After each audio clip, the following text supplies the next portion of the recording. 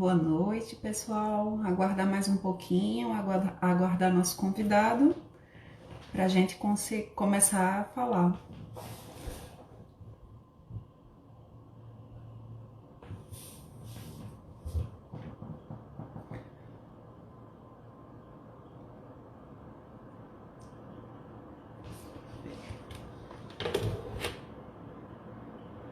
Boa noite. E aí, nosso convidado já entrou. Então, hoje a gente vai falar com o Dr. Rafael, psiquiatra formado pela UFPB e que tem uma vasta experiência com a parte de dependência química. Prosseguindo com o projeto da gente, o Mente em Equilíbrio, a gente resolveu dar continuidade ao tema que foi abordado na última live, né, que é dependência química, mas sob o ponto de vista do paciente e da família.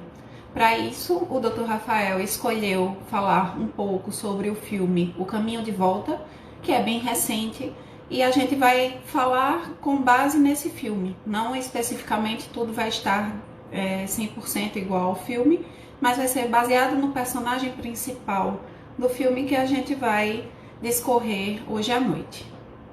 Então, vou chamar o nosso convidado.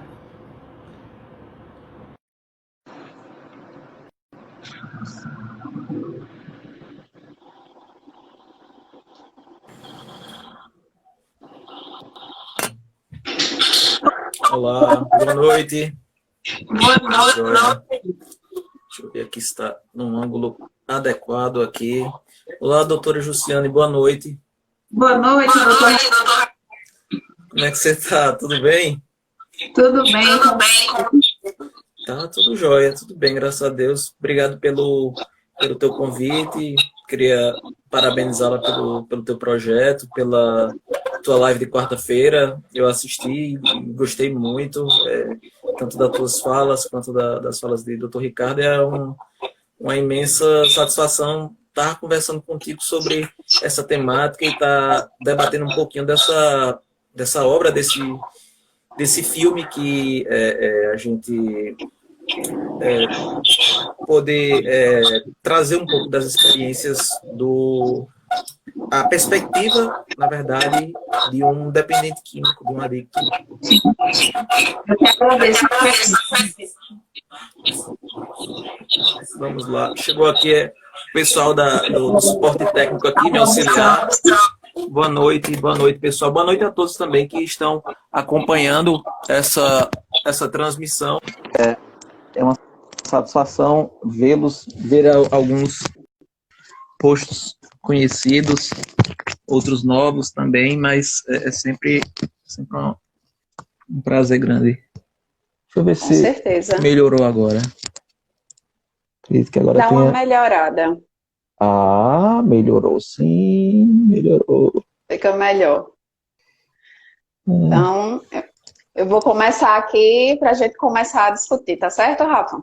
Perfeito, Rafa, fique à vontade. porque, enfim, Sim. conhecido, né? Ok, fique à Doutor vontade, Rafael. Fique à vontade, Jossi, também. Olha. Então, para introduzir a live de hoje, né, a gente vai contar uma breve história que foi inspirada no filme O Caminho de Volta, né, e a narração vai ficar sendo feita em alguns pontos e a gente vai comentando isso para tentar conectar o que acontece no filme e acontece na vida real, né, no que a gente consegue enxergar tendo contato com esses pacientes.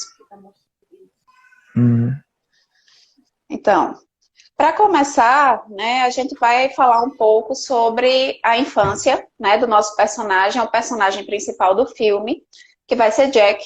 Ele teve uma infância difícil, né, que foi a vivência maior com o pai, né, de quem ele precisava de afeto e ele queria esse afeto. No entanto, ele foi privado disso, né, não teve esse afeto porque o pai tinha uma relação difícil com o uso de álcool. Né? Então, tinha muita agressividade em casa, e aí, a partir daí, ele teve uma infância também difícil por essa parte. E isso foi se prolongando durante a vida dele, né? Passou para a adolescência, né? E ele relata que percebia que o pai não dava amor a ele de jeito nenhum. Mas viu que quando começou a se destacar no jogando basquete, o pai passou a prestar atenção a isso. E foi aí que ele começou a se empenhar mais, porque cada vez que ele se empenhava, o pai olhava para ele. Mas quando ele percebeu que era porque ele estava se destacando e não porque o pai estava mais afetuoso com ele, né, era pela posição dele, pela posição de ser um bom jogador, foi a primeira frustração dele, foi quando ele largou o time de basquete, né, rejeitou as bolsas que ele tinha recebido para a faculdade, né, porque ele via que o pai estava prestando mais atenção à figura de jogador de basquete do que do próprio filho. E a partir daí ele não pegou mais nunca em uma bola de basquete e entrou para o mundo das drogas, como as pessoas falam, né? Ele passou a utilizar todo tipo de droga e passou um bom tempo nisso até que a sua esposa, né, uma conhecida o salvou dessa droga, né, resgatou da vida das drogas, e a partir daí ele montou família, tudo mais, e começou a ter um propósito de vida, né, e deu uma modificada. Quer comentar um pouquinho agora?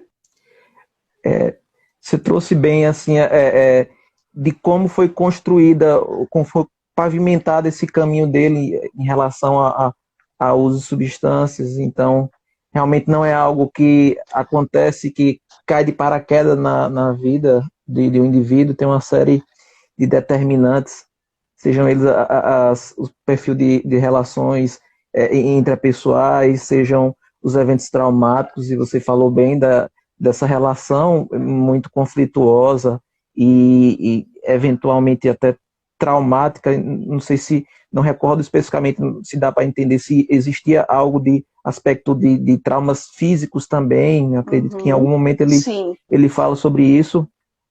E como esse aspecto, por exemplo, de obter essa atenção desses pais, do pai especificamente, ele até mesmo para o lado negativo isso é ressaltado, né? Tem um determinado momento que ele fala, eu passei a fazer as coisas para contrariá-lo, ou então para fazer como, de certa forma, uma provocação nesse sentido. E aí ele acaba ingressando em outras e várias outras escolhas ruins, realmente.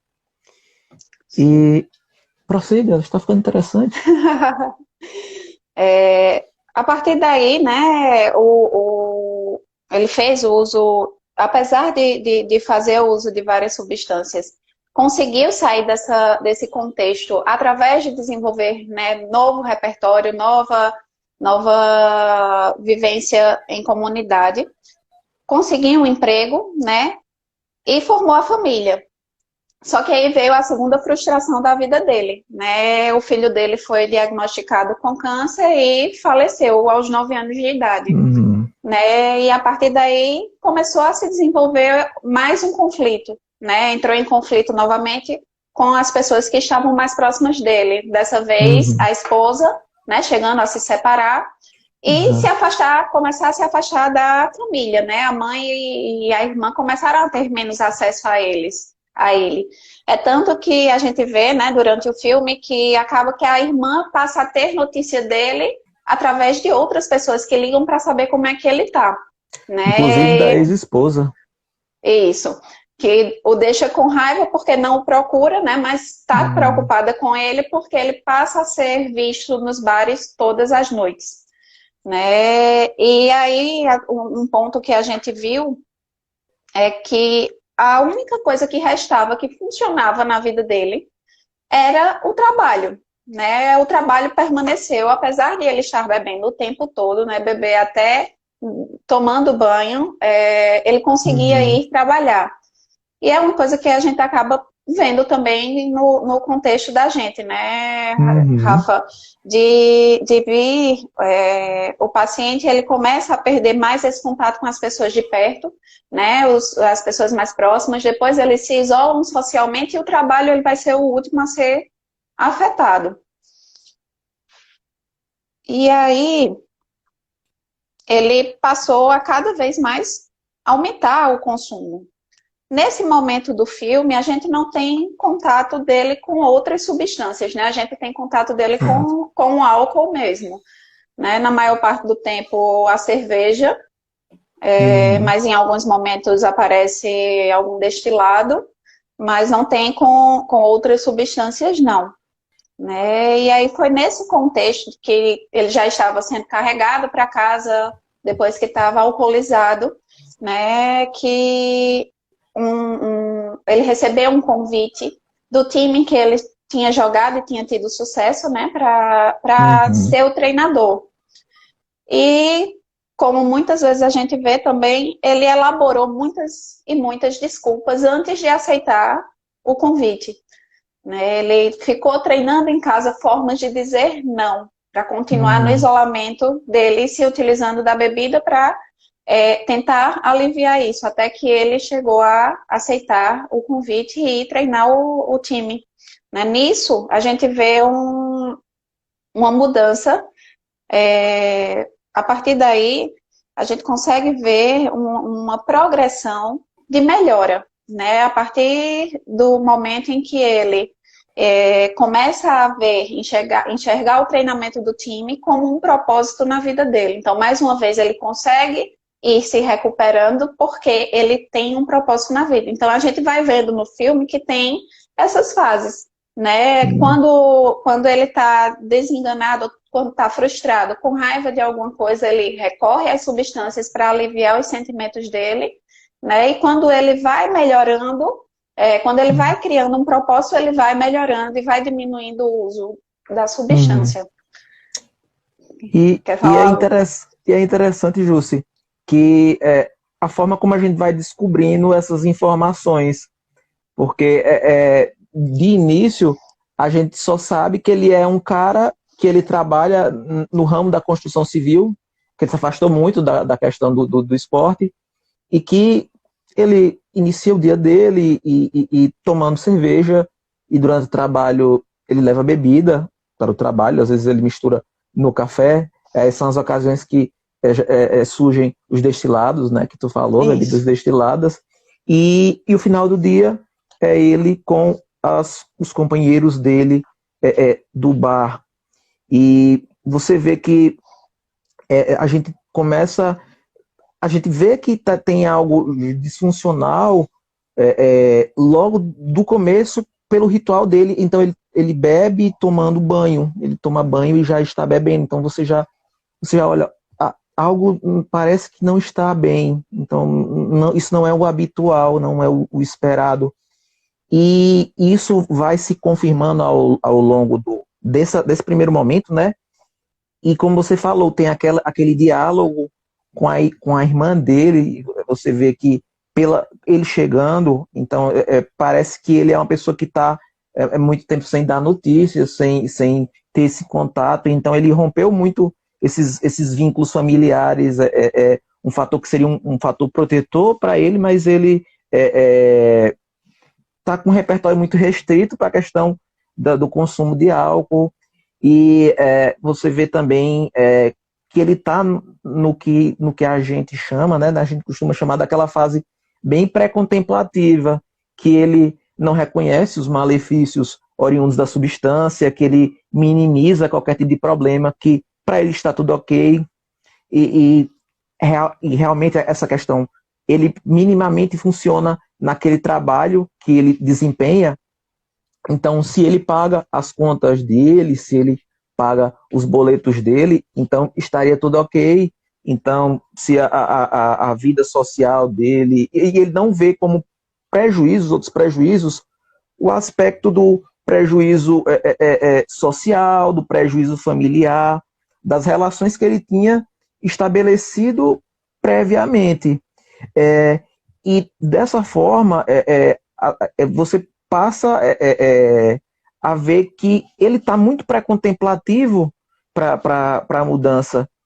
E é preciso que ele realmente tenha alguma motivação para a mudança. E essa motivação vai surgir para a gente, como espectador, nessa ocasião.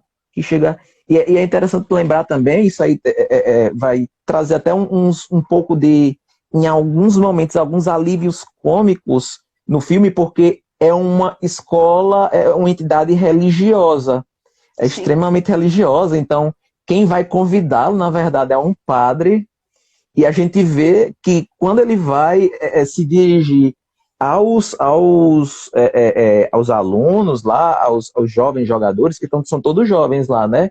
Então, ele usa uma linguagem mais...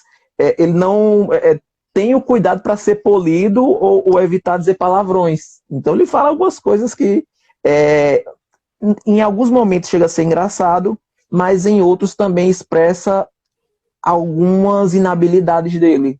Como ele é socialmente inábil e também vem à tona questionar a impulsividade dele também, em algumas ocasiões. Né? Acaba que ele começa a falar e tem momentos em que ele briga, né? Porque ele está defendendo, no momento em que ele reconhece aquela como uma causa dele, um propósito dele, ele começa a defender, mas ele não tem habilidade social. Então, ele começa a falar os palavrões, né? E quando é chamado a atenção, ele fala mais palavrão ainda. Exato. Né? E mesmo tentando controlar... físico. Isso. E até ele tenta controlar, né? Em alguns momentos, mas você percebe que aí vem a questão da impulsividade. É tão comum, virou tão habitual dele ficar daquele jeito, assim, mais irritado, mais agressivo, que sai mesmo ele tentando controlar. E ele é uma das características que a gente consegue evidenciar, em geral, no quadro da dependência química, que é o manejar dessas frustrações, o manejar dessas situações estressoras. É um ponto também que você trouxe, que acaba sendo evidenciado como gatilho, e que a gente também todas essas situações, elas são colocadas para a gente, que a gente fica meio impactado com aquela coisa, porque se a gente, do começo do filme para o progredir, aí você vai avaliando a dimensão que o personagem tem, a profundidade do sofrimento que ele tem. Você não é aquele estilo clássico que você de cara empatiza com o personagem. Você até algumas construções, algumas coisas você até acha interessante, mas você não empatiza, e a partir do momento que você começa a evidenciar as perdas, as frustrações, você começa a entender um pouco como esse caminho foi construído e como essas escolhas ruins foram determinantes. A questão do luto também é colocado, e como a vivência do luto dele foi de uma forma patológica, não foi saudável, porque quando a gente tem aquelas fases do luto, até chegar à aceitação, a gente vê que ele ainda está naquela fase inicial do luto, aquela fase de raiva. E ele fala isso de uma forma bem expressa, ele coloca isso, diz, eu sinto raiva o tempo todo. E a esposa dele conseguiu seguir em frente. Ele não conseguiu seguir em frente. Isso, apesar de ela ter raiva também, né? Porque ela diz, será que eu estou errada porque eu tenho raiva? Né? Porque eu vejo as outras crianças e não... Eu queria que fosse o meu filho que estivesse aqui. Eu estou errada por querer isso. Mas aí ele diz, não, eu tenho raiva o tempo todo. Né? E talvez esse seja um aspecto para que esse comportamento dele se perpetue. Né? Mas se a gente for ver, é um personagem muito complexo, que de início a gente vê aquela coisa muito apagada, né? No filme a tonalidade do filme é mais escura, é uma coisa mais... Né? Aquela fotografia colabora bastante, assim, para a temática. E aí você vai achando uma coisa meio sem graça, aquele personagem repetitivo, tá sempre ali bebendo, só com a latinha de cerveja na mão, né? Mas é com o desenrolar do filme que a gente vai vendo essa construção. Por que é que ele tá com aquela latinha de cerveja sempre na mão? Né? Uhum. Foi porque por uma coisa assim, do nada? Não, foi toda uma construção. E eu acho que é isso que a gente vê muito na vida real, né? É uma construção. Para o paciente chegar até esse estágio, né? Se um paciente chega para você te procurando, pedindo ajuda porque está com um quadro de dependência química, então tem que investigar o que é que aconteceu antes. Uhum. Né? E na maioria das vezes antes é bem antes mesmo, é na infância, é na Uhum. adolescência, né? Que aconteceram coisas que fizeram com que o paciente desenvolvesse traumas, desenvolvesse mecanismos de defesa, né? Que fazem com que ele se esconda e fique lá retido no canto dele. Né? E isso só vai piorando, porque ele não quer conversar com ninguém, ele não quer conversar com a família, ele não quer conversar com outras pessoas, não acha que precisa de ajuda, até o momento que Uhum. ele fica tão mal que aí ele é Uhum. obrigado a ser ajudado, né? Mas se for por livre escolha, ele vai demorar a chegar nessa fase, né? É interessante que em dado momento a relação dele com o time, ele meio que no começo deixa as coisas correrem solta, ele tá ali por estar ali, não tem um certo comprometimento, mas aquilo de alguma forma ver aquele jovem jogando remeteu o passado que ele jogava e ele passa a se motivar diante daquilo. E a motivação, esse aspecto motivacional é fundamental para o segmento e o tratamento em si, quando a gente fala de dependência química. Então, isso diz respeito à motivação para a mudança. Ele fica predisposto a essa mudança, ele encontrou um motivo para sair daquele padrão. Ele conseguiu pesar os prós e os contras e avaliar que, ó, nesse momento aqui, eu vejo que esse comportamento não está me fazendo bem e eu preciso adotar outros comportamentos para que eu consiga obter. E, e vai naquela toada, o time começa a ganhar, e era o pior time até então, foi desde que ele tinha saído do time, o time nunca mais tinha ido para aquelas fases classificatórias, que eles chamam os playoffs lá. Aí, Isso. de repente, o time começa, né, a ganhar várias de times até importantes, grandes, né? Tem essa também. Por um momento E eu pensei que você, ia ser um filme da sessão da tarde mesmo. Só que sim. depois não vai ser sessão da tarde, a gente acontece essas coisas, mas. E você vê que é uma construção, né? Não é assim, ah, não, ele entrou para o time e de repente o time ficou bom. Não, o time Uhum, perdeu. Perdeu várias vezes até que foi. ele enxergou que ele precisava entregar mais dele para que Uhum. o time pudesse ter a característica dele, do que era Teve que que ter uma ele tinha mudança de de postura bom. dele. Isso. O que Sem era que isso, ele não tinha de teria. bom quando ele era jogador, que não estava tendo naquele time ali. E aí, a partir disso aí, o time foi começando a mudar. E aí, assim, Uhum. começou a mudar placar, mas também não foi para cima de vez. Eram É. mudanças progressivas mesmo, eram construções. E que, de uma Uhum. certa forma, como ele estava isolado de todo mundo, estava isolado da família, né, não tinha mais contato social com quase ninguém, era uma coisa que ele estava fazendo por ele, né? Ele não estava Uhum. fazendo mais pelo pai porque ele queria a atenção do pai, ele estava fazendo por ele porque era uma coisa que ele estava gostando. E talvez Exato. isso tenha ajudado bastante nessa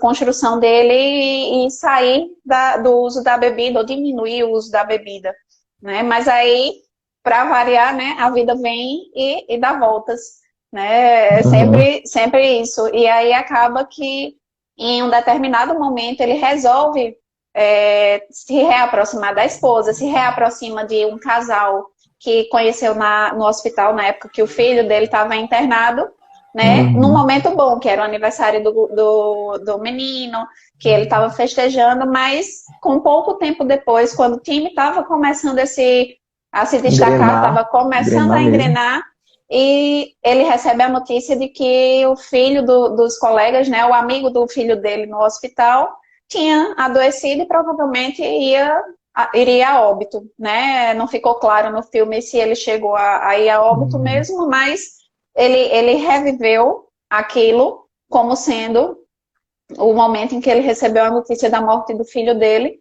e foi quando ele disse, eu não aguento mais, né? E saiu do hospital e aí recaiu novamente.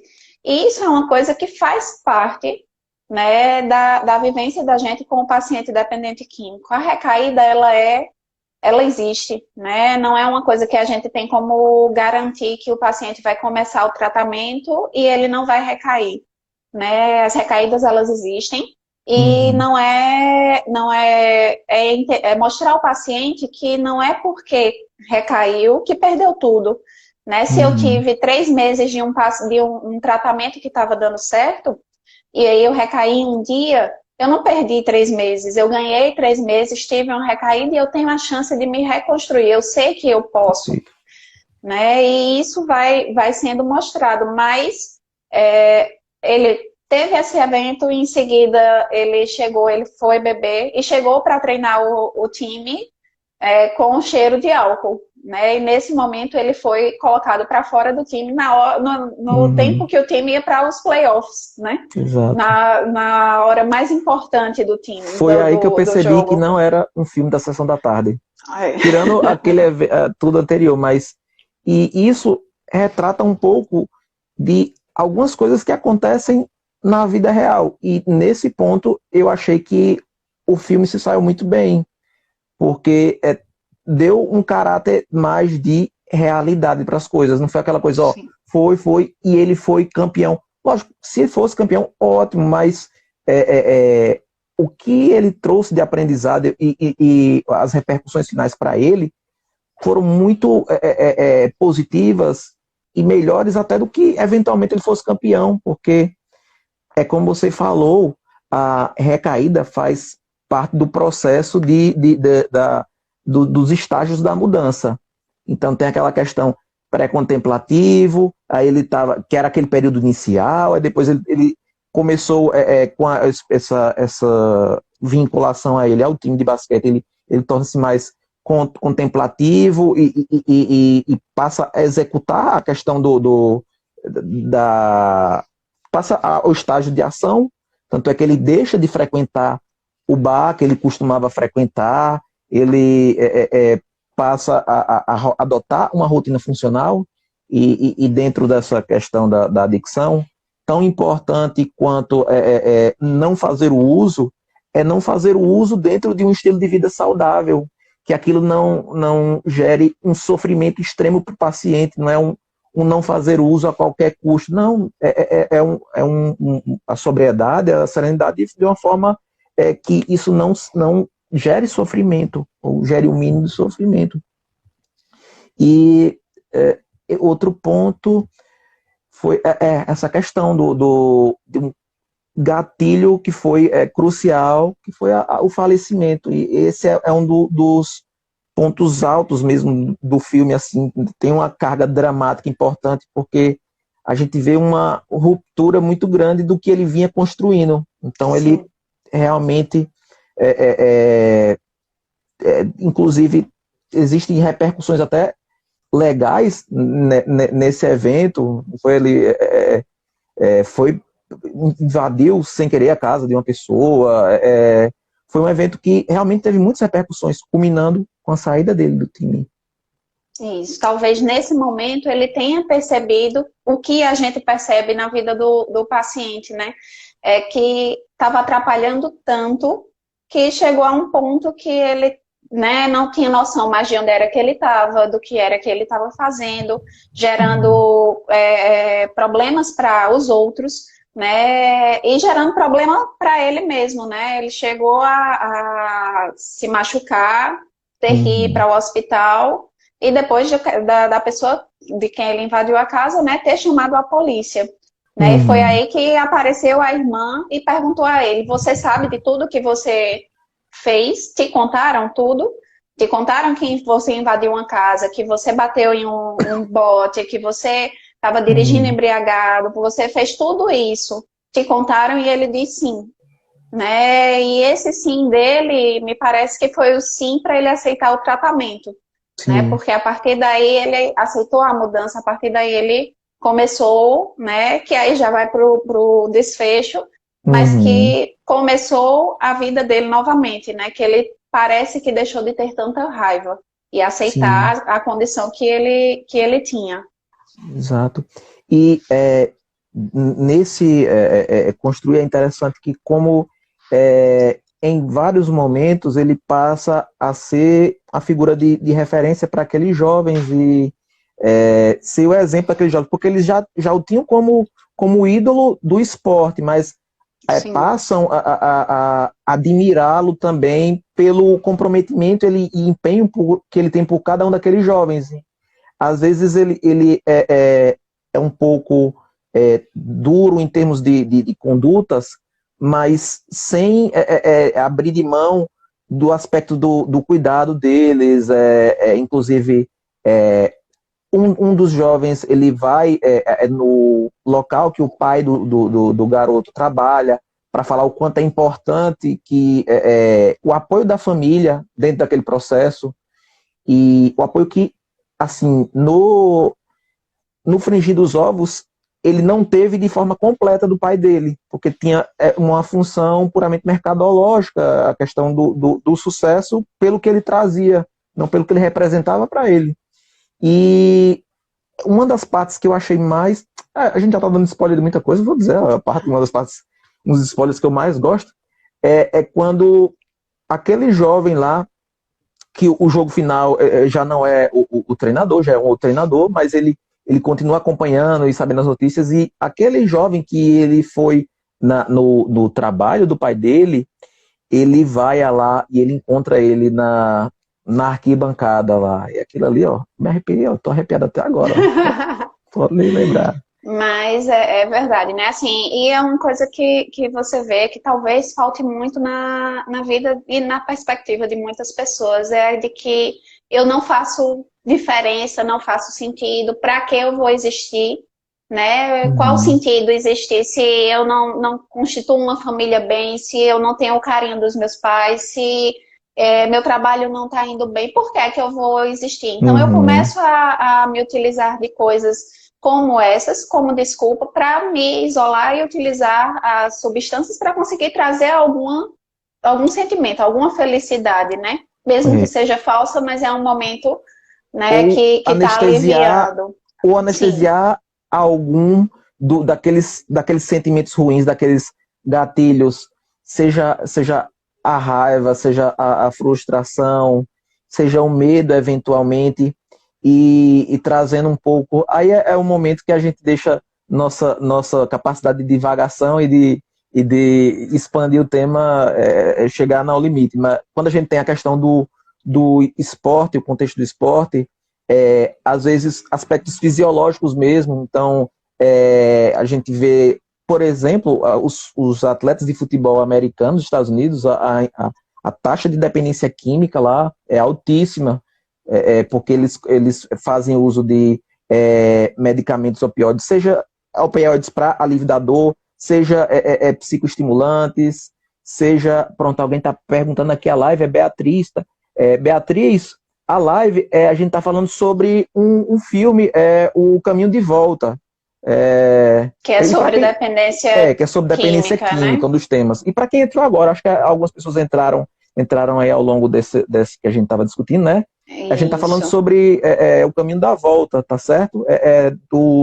Um filme estrelado por Ben Affleck, uma das melhores atuações desde Demolidor de 2002.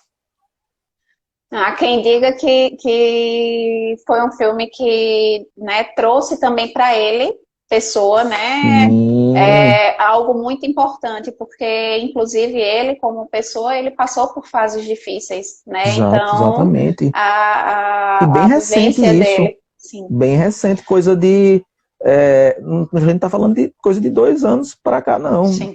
Na época, inclusive, das gravações, daquele período lá do Batman vs Superman, Liga da Justiça, que ele interpreta o Batman, então ele Isso. estava tava muito nessa a questão do álcool, Da estava muito dependência, presente. isso, Exatamente. né? É, em relação também, a gente sim estava falando sobre a presença no esporte, né? Então, é muito presente, seja para melhorar a performance, seja para alívio de algum aspecto físico, mas, de novo, trazendo para o contexto do indivíduo, essa questão do sofrimento, das vivências traumáticas.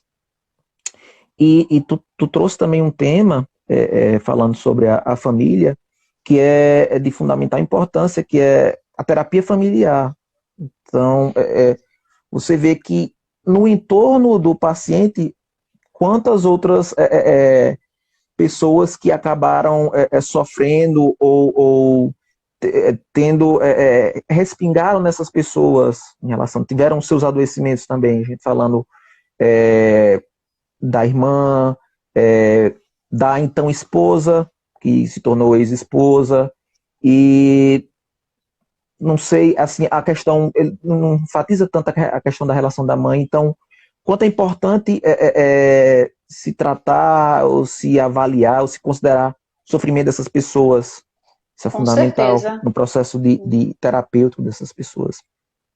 Na verdade, é um sofrimento grande, né, para a Uhum. família, para quem está perto, tem que ser considerado isso, porque não é uma fase fácil para ninguém, né, e para a família é Uhum. muito difícil mesmo levar esse momento, né, enfrentar até que chegue a fase de aceitação do paciente, né, é uma luta muito grande, a família vê a pessoa se deteriorando, né, e fazendo coisas absurdas, mas que ele não aceita como sendo errada, como tendo problemas. Uhum. Para ele está tudo normal desde que ele esteja se sentindo bem, Uhum. né? Mas o que ele faz para conseguir isso a gente não sabe, né? E acaba que enquanto ele está se sentindo bem, ele está prejudicando todo mundo que está ali perto dele, né? E Ó, isso é muito complicado.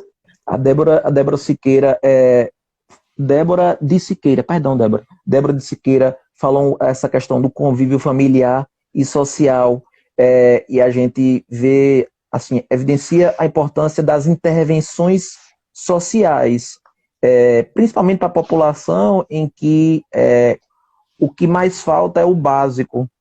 E a gente fala disso, por exemplo, daqueles indivíduos que têm algum transtorno por uso de substâncias, mas que vivem de forma no limite da linha de pobreza, realmente, que quando você faz as intervenções sociais, ou seja, a vinculação dele a um determinado grupo, a uma determinada entidade, aquele indivíduo ele consegue ter uma resposta, um impacto maior do que qualquer tipo de intervenção psicoterápica ou farmacológica, não diminuindo essas intervenções, mas só reforçando a importância do aspecto social. Tem, por exemplo, teve um determinado período que eu cheguei a trabalhar em um CAPS para álcool e drogas, e lá o simples fato de existir o CAPS e aquelas pessoas pertencerem lá já era um fator protetor para eles. Então, era uma forma de vinculação. E aí a gente tem também a importância dos grupos religiosos também. A gente tem a extrema importância do NA, do AA, esses grupos de mútua ajuda que também são fundamentais, trazem outros conceitos importantes de espiritualidade e, enfim, só melhora Que é até a um discussão. tema Obrigado aí, Débora. Que é um tema também bem interessante para a gente discutir depois, é a parte de espiritualidade, né? O quanto ela ajuda, tanto nesse contexto de dependência química, mas também de outros transtornos psiquiátricos, né? É fundamental. Família e a espiritualidade, elas são dois fatores importantíssimos para os pacientes. Merecem discussões para cada um desses temas, viu? Com certeza. E espiritualidade, acho que nesses 2 anos que você foi pro Brain, tu deve ter visto que as mesas, né, lá nos congressos, na ABP, tava tendo muitas mesas, muitas discussões.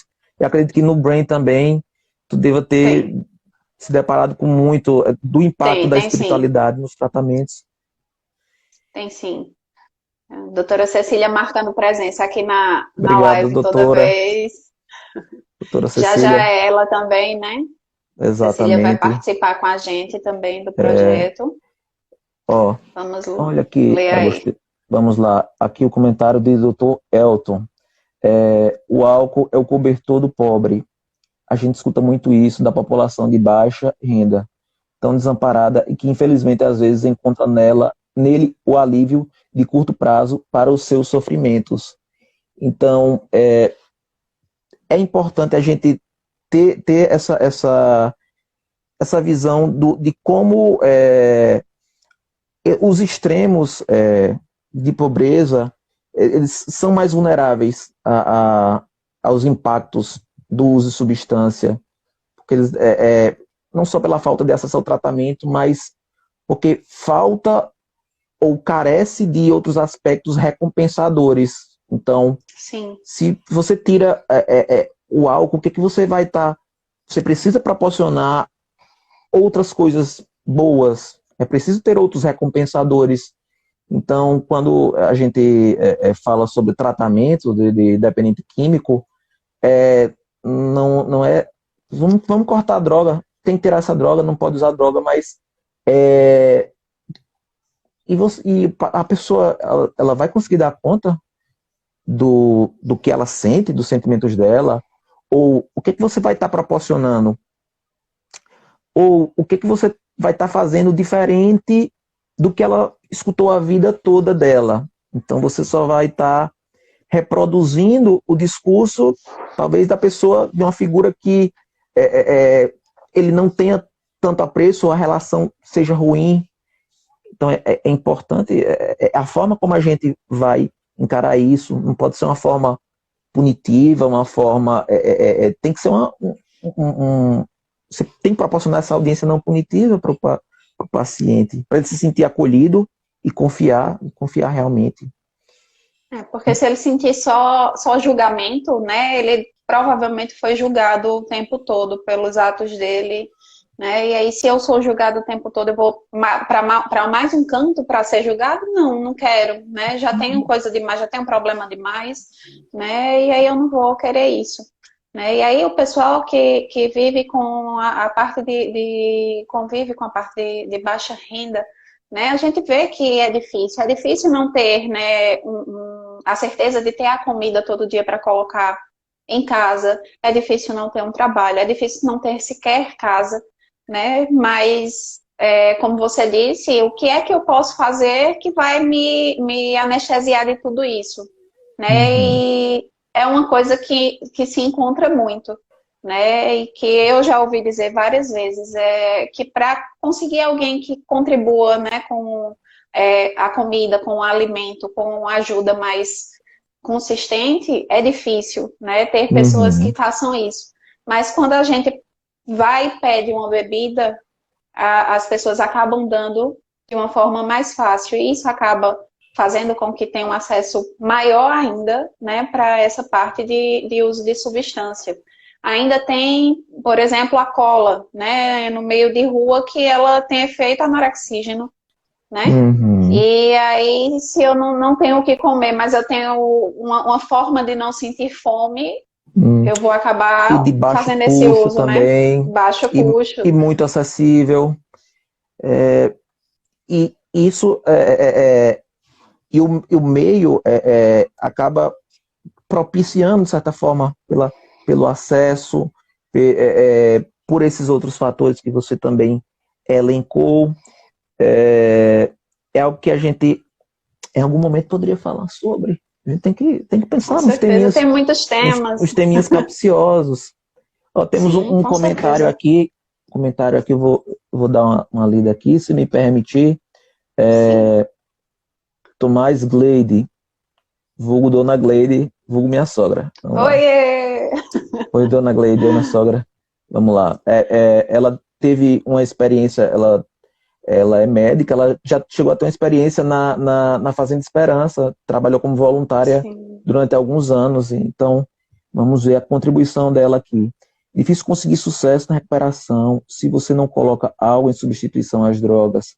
E a espiritualidade, assim como a reinserção social, são fundamentais nesse processo de preenchimento. Concordo, doutora Gleide.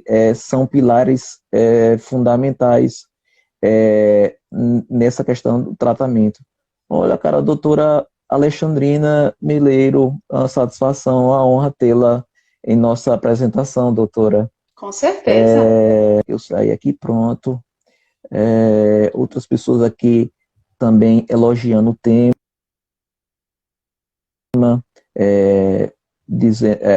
elogiando também a escolha do filme.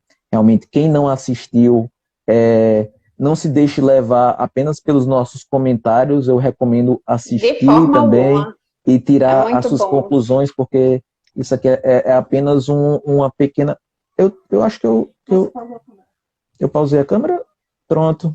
Tá agora aqui, sim. Okay. Pronto, ok. Problemas técnicos, pessoal, acontece de vez em quando. Vamos lá. Então, aqui eu já vi. Tem um outro. Peraí. Vê aí, Justo, eu não estou conseguindo ler mais, não. Vai, veja aí. Depois tinha parado o meu. Foi. Deixa eu ver aqui. Pronto. Vou trazer um pouco aqui de alguns dos nossos colegas. É oportuno, doutora Cecília falou, também falar, já que ela tem um trabalho, uma ênfase muito importante na questão do público feminino, trazer um pouco da questão do uso de substâncias no público feminino, que muitas vezes a gente não pergunta, deixa de investigar, e são muito vulneráveis, são muito susceptíveis, e o simples fato da gente, às vezes, ficar meio receoso de perguntar, ou ficar sem jeito, a gente deixa de estar identificando esses quadros também, só para aproveitar aí a presença dos nossos colegas. Se a pessoa não... Olha aqui, cara, o Maverick, acho muito bacana esse nome, Maverick. Gostei, Maverick. Vamos lá, Maverick. Se a pessoa não quiser se tratar, o que fazer? Internar? Bem, internar é uma das modalidades de tratamento, mas não é a única. O primeiro ponto... Não, mas eu posso começar, Ju, se você quiser também. Pode. Desculpa. Pode falar, cara. Vamos lá. Então, Maverick, quem está ouvindo também, a questão da pessoa não querer se tratar, isso aí a gente está falando dentro da dependência química, a gente chama de pré-contemplação, ou seja, o indivíduo não está susceptível a fazer tratamento ou considera que aquilo não traz prejuízo para ele. Então, tem duas coisas que a gente tem que fazer, duas intervenções, principalmente, psicoeducação e motivação para mudança. Então, e quando a gente fala de motivação para mudança, é trabalhar com a questão de reconhecimento do problema, trazer aspectos, por exemplo, o que você identifica como positivo e negativo do uso e o que seria positivo e negativo do não uso. E colocar cada um desses aspectos numa balança e ele colocar essa balança para ver onde essa balança pesa. E a partir disso, dessas conversas, dessas intervenções, também trazendo, depois desse momento, ainda dentro de motivação para a mudança, avaliando o quão confiante, mas o quão confiante você está para que isso vai dar certo, ou o quão otimista você vai estar, ou o que mudaria, como é que seria a sua vida se você eventualmente mudasse. Esse é um ponto principal, motivação para a mudança. E outro ponto é psicoeducação, ou seja, você trazer para ele dados, informações que corroborem a questão dos malefícios, isso de uma forma sempre muito respeitosa. É uma fase que a gente tem que ter muito cuidado para não invalidar o discurso do paciente, porque às vezes o paciente vai contra-argumentar, vai trazer o que ele tem, o que ele sabe, o que ele conhece da substância, e é importante a gente realmente escutar e avaliar o que realmente ele tem para falar, saber do que ele conhece, eventualmente ele vai trazer coisas que a gente não conhece. E não raras as vezes, a depender do tipo de substância. Então ele tem alguns conhecimentos específicos, mas você traz o contraponto. Você traz, diz, eu vejo que você entende algumas coisas, eu quero trazer outras informações para acrescentar com o que você já sabe. E também ir fazendo esse intermediano, até ele estar no momento, não, eu preciso realmente mudar. Aí você passa para um outro estágio. Agora, existem casos extremos, por exemplo, casos que o indivíduo ele oferece risco para ele ou para outras pessoas, para a integridade dele, para o patrimônio, seja dele ou seja de familiares, às vezes dilapida o patrimônio, se desfaz de coisas de casa. Então, são circunstâncias que ele oferece risco para ele, e para outras pessoas, e a capacidade de autodeterminação, ou seja, de escolha, está prejudicada dele. Isso. Aí são nesses casos que é necessário fazer uma intervenção para a internação, mas que não é a única intervenção. Aí vai dentro dessa intervenção, aí vai surgir também todas essas outras fases que você falou antes, né? Até ele chegar a reconhecer o que é que está acontecendo com ele. Enquanto o paciente não chega a essa fase, a gente vai se esforçar ao máximo para tratar, a família vai se esforçar ao máximo para tratar, mas ele não quer se tratar, ele não reconhece o problema dele, então vai continuar tendo problema, né? Exato. Esse é um ponto que a gente tem que alcançar de alguma forma. Exato. E lembrando também que, mesmo quando interno, o pontapé inicial é motivação para mudança. É sempre motivação para mudança. A partir daí a gente pode trabalhar outros temas.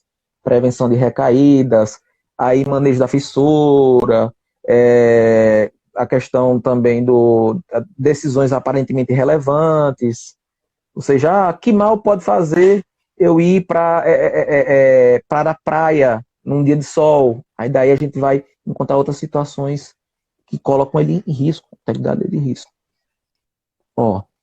Aqui minha sogra, Dona Gleide, aqui falando, uma coisa que eu aprendi em 16 anos de trabalho voluntário, não foi pouca coisa não, 16 anos, como muito voluntário junto aos dependentes químicos, o codependente precisa ser tratado também.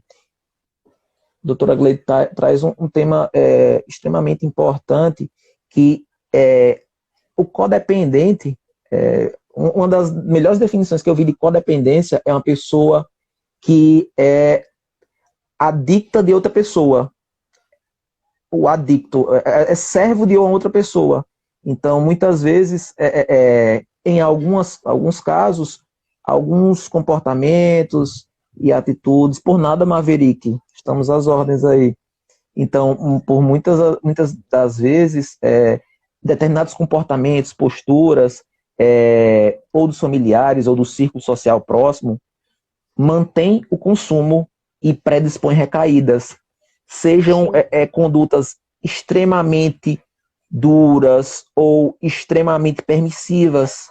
Então, buscar esse caminho do meio, muitas vezes, é bem difícil.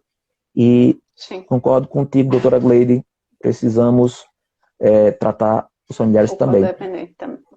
Tem um comentário aí do doutor Elton também, você pode ler, doutora Júcia? Vamos ler o comentário do Dr. Elton. Fissura é mesmo muito difícil, não é, Rafa? Muito. Principalmente quando a gente tem aquele quadro do início, o início dias após o último consumo, e algumas situações que são gatilhos para pensamentos de uso, contextos, eles se engajam em contextos que estão muito associados ao que se chama, isso aí dentro dos 12 passos, de memórias afetivas. Então, memórias de uso, lugares, pessoas e hábitos. Então, um caminho, o início, é evitar certos contextos que podem desencadear esses episódios. Sim, tem que ter essa prevenção, né? Uma das coisas que o doutor Ricardo falou é evitar acúmulo em casa, né? Como o olfato ele tem uma relação com a memória muito grande também, então a questão de ter álcool em casa, álcool em gel, perfume, alguma coisa que, né, tenha Remeta de alguma forma. vai ter, exalar pronto, o odor etílico, e isso pode afetar aquelas memórias que o paciente teve, né, e fazer com que ele recaia por uma coisa que a gente nunca imaginaria. Exato. Né? Então, tem que ter cuidado com isso, sim, são pontos que a gente tem que trabalhar bastante e que tem que orientar tanto o paciente quanto a família. Rafa, tá já terminando aqui. Hoje eu tô olhando o relógio toda hora porque o Dr. Ricardo foi expulso, né? Da Eu outra vi, vez. Não cara, deu tempo que coisa, cara. Eu fiquei triste, cara. Isso já acabou, não cara. deu tempo nem me despedir porque apareceu com 20 segundos. Aí eu disse, eu vou fazer o que agora? Né? Mas aí a gente já sabe que já tá terminando. Deve ter mais uns 2, 3 minutinhos. Né? Vou ler só o comentário de Cecília aqui. Perfeito. Né? O uso nocivo, o uso nocivo e a dependência química ainda são vistos como problemas quase que exclusivos dos homens, além da psicofobia que atinge de forma intensa o público feminino, o que pode prejudicar a busca pelo tratamento adequado. Então, você vê que como o estigma é grande para a população feminina, até para se buscar esse tratamento, já é um enfrentamento tão grande ou até maior do que o tratamento em si, os desafios que vão ser conferidos. É um primeiro passo muito difícil, muito grande em comparação com o que seria para o público masculino. Então, confere um desafio muito grande a ela. Até porque tem um certo estímulo, né, do homem utilizar, fazer uso de substâncias, ele se torna uma pessoa mais descolada. Né? A mulher não, muito valorizado. Socialmente é muito valorizado. Quando bebe, valorizado. ela, né, é discriminada mais ainda. Então, tem muitos fatores. Inclusive. Forma bem com certeza. agressiva, muitas vezes.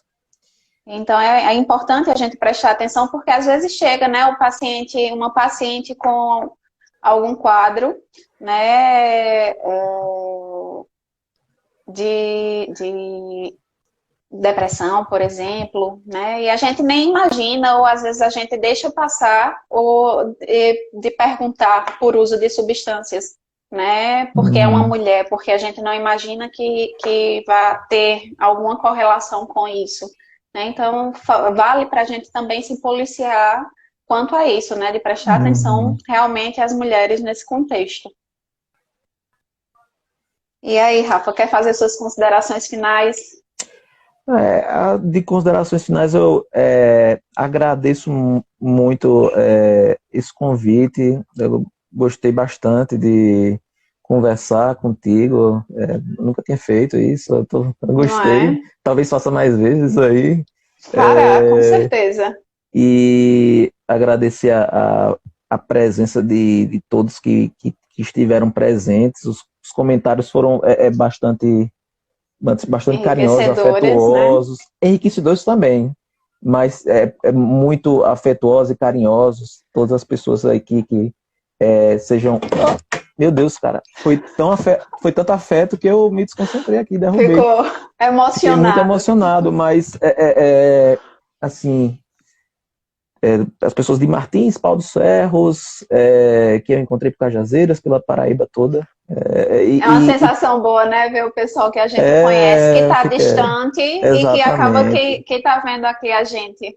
Pois é. E, assim, espero ter mais oportunidades de estar junto a você, pelo menos virtualmente, para a gente estar conversando sobre esses temas. Né? Vamos fazer aqui, o pessoal vai cansar de ver a gente aqui. Né? Coisa boa.